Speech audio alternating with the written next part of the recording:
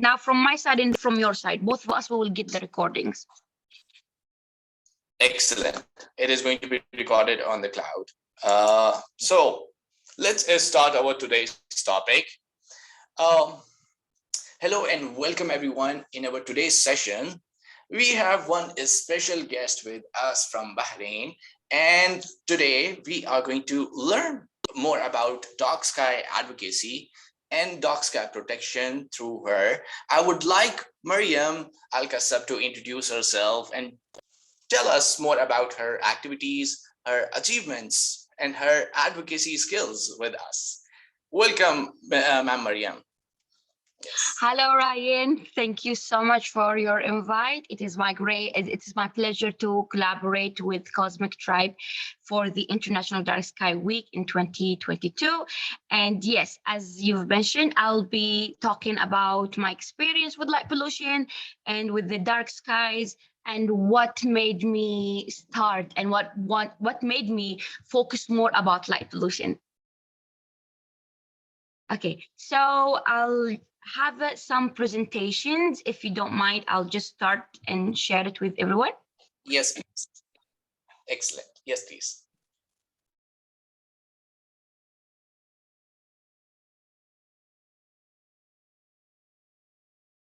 Okay.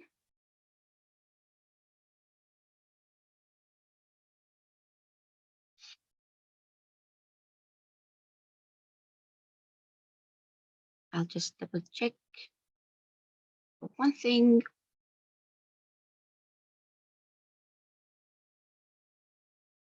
Is it fine now? It's still opening right now. Then I'll change the sharing setting. I'll just make it standard.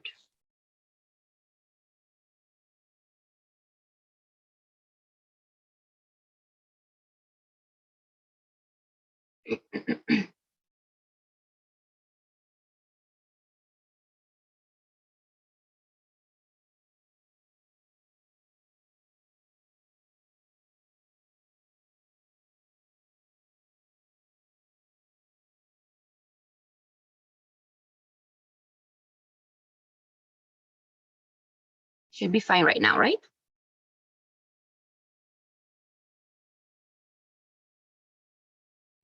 Yes, it's clear right now. Dark sky point. Okay. Excellent. All right, then so let's get started. First of all, let me introduce myself more to everyone. As I mentioned, my name is Myriam Alqassab. I'm from Bahrain, a founder and president of Bahrain Stargazers Astronomy Club. And I joined the IAU in 2020 as a IAU National Outreach Coordinator for Bahrain. And since then, my main work is to do astronomy outreach and to engage the public with astronomy. Then I've joined the IAU Commercial C2 as a member, and I am now a member of the American Association of the Variable Stars, because this is what I am more interested in, astronomy, and also delegate and dark sky advocate at the IDA, the International Dark Sky Association. And what made me interested in dark skies is the club. When I first established Bahrain Stargazers Astronomy Club, I did not focus much about the dark skies. The main idea for me, or the main purpose, or my main goal was to group all the astronomy enthusiasts under one club, so we can share and communicate and get involved much in astronomy. But later on, I noticed something, that Bahrain, our lovely country, is very polluted. The light pollution is really high. As you can see here, these are two pictures, satellite pictures taken for Bahrain. It is a very small country, population about 1,700,000, and the right picture taken the daylight and the left picture taken at night. And as you can see, the lights are everywhere, from the north till the south, east, west, everywhere. So where is Bahrain located? Just in case you don't know, Bahrain is located at the in the Gulf, Arabic Gulf. It is close to Saudi, Emirates, Kuwait, which is the Middle East. And in Bahrain, we have astronomical society as well. We do have astrophotographers who are interested in astronomy and astrophotography, and we do have so many astronomy enthusiasts. So that's what made me decide to make the to establish the astronomy club. But later on, as I mentioned, I noticed that we don't have a dark spot where we can go to so we can enjoy our equipment. We got ourselves telescopes, binoculars, as you can see here from the in the pictures. We have Dobsonians, we have refractors, we have reflectors, we have cassegrains, we have so many type of telescopes, but we don't have a good area to enjoy the dark skies. And we noticed that every time we go outside to stargazing, we see the same constellations, same stars, which are the brightest stars at the dark skies. That was a bit disappointed. That was a bit disappointing for some of our members, because the members, when they first joined, they did not know much about light pollution. They know that light pollution affects the dark skies, but they didn't they were not aware that much. They thought like, okay, it might be some effects here and there, but they thought once we point our telescope at the sky, we would see so many or so much details. But sadly, they got disappointed, as I mentioned. Here are some of our pictures taken, and this is our main area where we go outside for stargazing. And as you can see, there are lights everywhere. Here, especially here, this is me and one of our members. One of our members, you can see the street lights behind us, and you can see the glow, and you can see how orange the sky is. It shouldn't be like that. It should be dark and stars all over, right? But sadly, it's not that in Bahrain.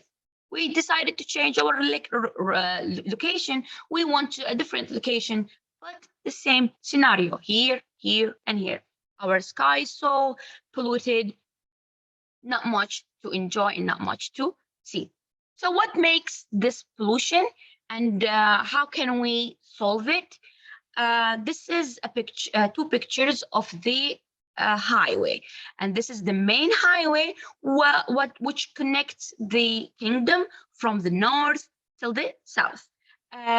This is, I can say, the main highway in Bahrain. Everyone take this street to go to their work, houses, whatever. And as you can see, we use the sodium lights, okay? And it is all over. And this is basically, if this street connects the kingdom from the north till the south, it means that our kingdom is polluted with the lights all over. So here I decided, and I came to myself and I talked to myself. I was like, how I can solve this problem? It's not gonna be easy, because these street lights are built by our government, and some of these lights also not only in the main highway, we can find them also in our neighborhood. Here, some pictures of our neighborhood. This is a picture of my neighborhood, and this is a picture also of my neighborhood. And yes, you can see these sodium lights are very close to each other. So the houses actually, they don't waste energy, they don't waste electricity to light up their houses. As you can see here, some pictures, the house is, I don't think there is any light over there, because they depend on the street light or on the sodium light. We don't need to light up our houses if we have this much of street lights in our neighborhood. Also here, this picture I took of the stores during the pandemic, nothing was open, everything was closed, and the lights of the front sign of the stores are even closed. Nothing is lit here. But also you can see that the picture is orange. It's not fully dark. If the stores are closed, nothing is lit over there, the lights are switched off. So what's the problem? What is our main problem? We go back to our main problem, which is the sodium light. There is one sodium light here. I'm not sure you can see it, but this one sodium light is making a big deal, and it is lighting the whole neighborhood and the whole streets. So we started to look for other locations in Bahrain where we can enjoy the dark skies. We noticed that Hawar Island, and Hawar Island is one of the main islands of Bahrain. It is a huge, big island, and it is dark. The portal over there is 4, which is great for stargazing. But we had some difficulties. We faced some difficulties to go there. To go there, you need your own private boat to reach to that island. There isn't any bridge to connect the main island here. As you can see, this is the main island, and this is the Hawar Island. There isn't any bridge connects the 2 islands. And if you want to go there, you need to go by your own expenses, your own boat. Back then, there was a hotel, a Hawar Hotel, which we, the Stargazer, used to collaborate with that hotel to take us from the main island and to drop us to the Hawar Island, where we can enjoy stargazing activities. Since 2016 until 2018, the hotel was pretty much open, and we used to go there so many times. Maybe we've been there for 6 times with the group, and we enjoyed our place over there because the stars are obviously bright, and you can enjoy the dark skies over there. And the picture here on the left side, I took with my DSLR of the Milky Way, and you can see the Milky Way, what is it called? The arm of the Milky Way is pretty much shows here in this picture. But sadly, later on, during the pandemic, the hotel closed, and then they decided to renovate the place. And we had a plan to make that area as a international dark sky park. But sadly, we couldn't do that because of the pandemic. And then the owner of the hotel decided to renovate the island and renovate the hotel. So right now we don't have much information about that deal or about that plan. So we have no place to go to enjoy our dark sky. So what do we do? If we don't have a place to go to enjoy the dark skies, if we don't have, if people are not much aware, if the government used the wrong lights for the street and the neighborhood, what do we do? The only thing that we can do is to advocate for the dark sky, and also to spread awareness about the light pollution. I know it's a good point, or it's a good step in some islands or in some countries, but in Bahrain, it is difficult. Why? Because Bahrain, it's a very small country. And if the lights are all over the kingdom, and if a small astronomy club comes to the public and they try to spread awareness about light pollution, the public will think that, or the majority of people will think that we only spreading the awareness for us to get the enjoyment of the dark skies. Not everyone here in the kingdom are interested in astronomy or interested in dark skies. Later on, when I joined the IDA, I noticed that light pollution, it does not only affect the dark skies, it's not only for astronomers, for stargazers. No, it's actually affects so many aspects, and especially the nature. It affects the animals, it affects us humans, and also there are so many effects where we can um, solve only with awareness and with outreach activities. So back in 2018, we made a big, sorry, in 2019, yes, we made a big trip to the Hawar Island during the Gemini meteor shower. So many people came to the island and they were shocked that they can actually see many stars at the island. And they were like starting to ask questions, but why we cannot see this star in Bahrain, the main island? What caused this and what caused that? And here where we started to spread awareness for the participant. And at that time, around 30 participants came with us, and plus the guests at the hotel who enjoyed also the activity. So total around 50 people got the chance to see the skies, the bright skies, also the meteor showers for the first time, and then we start to advocate and spread awareness about light pollution.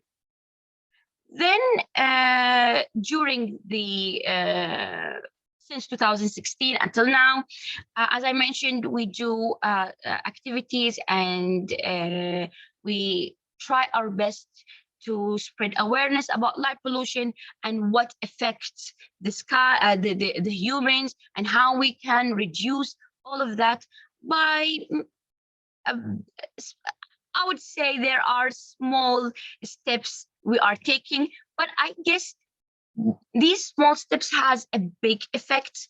For example, this picture here, this is one of our member, Fatima Al-Hashimi. We collaborated with IKEA. We went there and we made a small short video about the right light and the temperature, which temperature you should buy and you should get to reduce light pollution.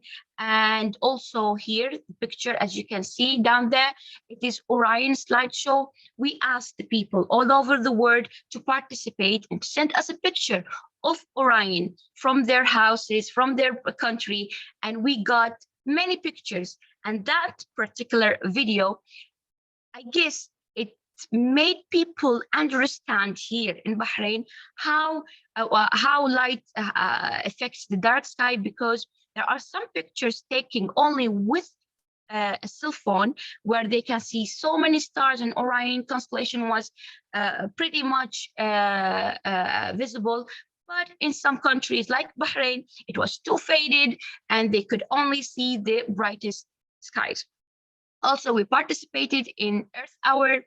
Every year we participate in Earth Hour, where we advise people to switch their lights for 1 hour for the earth, for the nature, for the skies. At the same time, we advocate and we spread awareness about light pollution. I'm not going to talk about what causes light pollution or how we can solve these problems, because I'm pretty much sure that Ryan and his team, they invited other speakers to talk about light pollution effects. Also, we participated with the IAU National Outreach Coordinators in the Middle East to make a webinar about light pollution in Arabic, because most of our activities are in English, because here in Bahrain we have so many nationalities and foreigners, and the club is for everyone, not only for Bahraini. So we tend to make our main language is English. Then later on, we decided to collaborate with the Middle East and the Arab region for this particular webinar.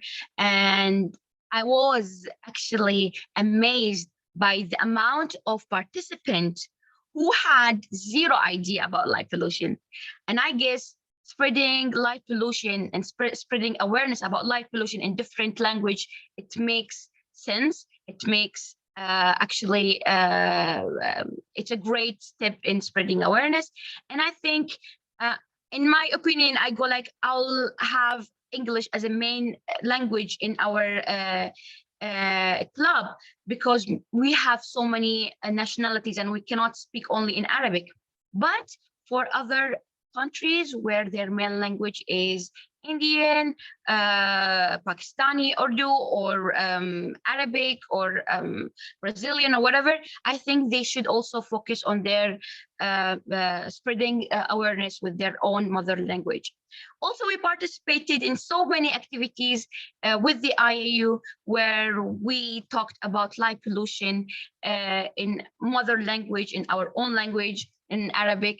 That was a Twitter thread where I and my colleague and one of our members started to tweet about light pollution here in Bahrain.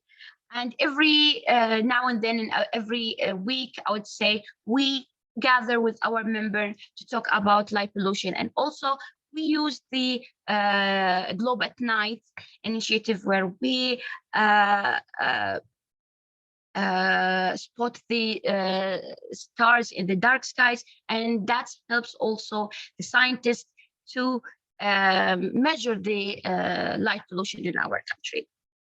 And this is pretty much everything what we do here in Bahrain. It's not uh,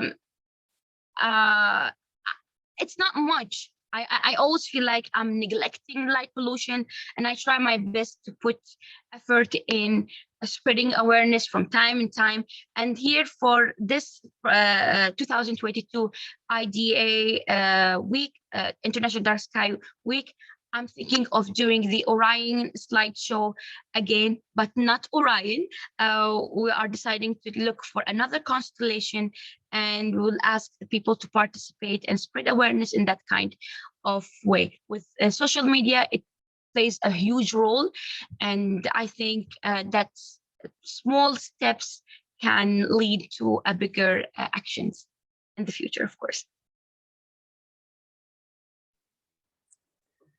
Thank you so much. This presentation was excellent, and I learned so much about Bahrain itself, because I had no idea how much light pollution is there. Like, it's really tough. It's quite challenging for you to advocate for the darkness, because how the economy will grow. But now you took an initiative, collaborating or working with Hawar Island. I think it's going to be Dark Sky Island in the future. I hope that Yes, you can this is what protect we that. actually Yes. hope for now. Once the hotel reopen, this is what we hope for, and I would say this is the only place that we have hope to make a international dark sky park.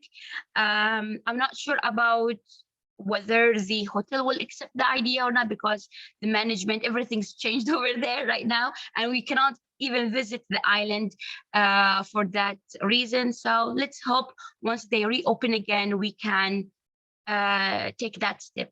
And as you mentioned, Bahrain is highly polluted, and maybe in other countries, stargazers, astronomers, or anyone interested in dark sky, maybe they have dark spot or a place where they can just let go and escape the lights. But in Bahrain, it is very challenging. It is really hard to find a dark spot.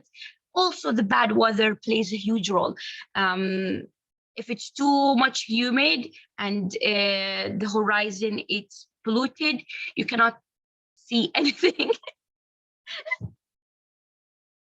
Yes, I can totally understand that this is quite challenging. And I really like this initiative started in a very small part, or like a smaller region. Like if you compare with such countries like Pakistan, we have darkness, and we can somehow, I use this term nowadays, let's monetize the dark and optimize the light, can also Yes. develop the socio-economic activity as well within this region, like Pakistan, for example. We can have more businesses here, and this idea Yes. itself is quite unique when you optimize the light and monetize the dark itself. So other than this, I would like to ask you a few other questions. If anyone would like to collaborate with your organization and reach out to you, how we can do this? Because it is very important to have collaborative action within these regions. Like especially you are working in um, Middle Eastern region, right? You're creating content, and that is very important. For example, uh, providing information and knowledge in local or regional languages is very important. And how do you think, how was the response after you educating people about uh, dark sky in Arabic language, especially how people, because I face this exactly the same challenge, because in our curriculum there is no information written over there related to light pollution. And when you talk Arabic about or it is another quite, Urdu. yes, at the same time, we do not have a lot of activities related to dark sky, even though it was already there. But people don't know. We call this as a dark sky. People know this is the sky full of stars, but the term is quite unique itself. So, how we can collaborate, and what is the impact do you think that created through national language? Yes. Uh, well, for collaboration, we are pretty much open. Anyone would like to collaborate with us for webinars, seminars, workshop, even we pretty much welcome everyone, and not only Arabic countries, Arab countries, different countries, English, Brazil, Urdu, anything. We're pretty much flexible, and what we try to do is basically make workshops or webinars through Zoom these days, because with the pandemic, everyone is familiar with Zoom, everyone is familiar with online activities. This is pretty much what we do. Also, we collaborate with other organizations like IAU, IDA, or even here in our Arabic region, Bahrain Astronomical Society. uh, and it's just one email or one message, just like how you do it with me, and we can accept any collaboration. When it comes to outreach and when it comes to spreading awareness and educating people about light pollution, um, every session, every stargazing session, we get that wow, amazed expression from our participants, because yet they cannot see the light, yet they cannot see the stars, but they enjoy the talks. That's why we still go to these spots, which we call them stargazing spots.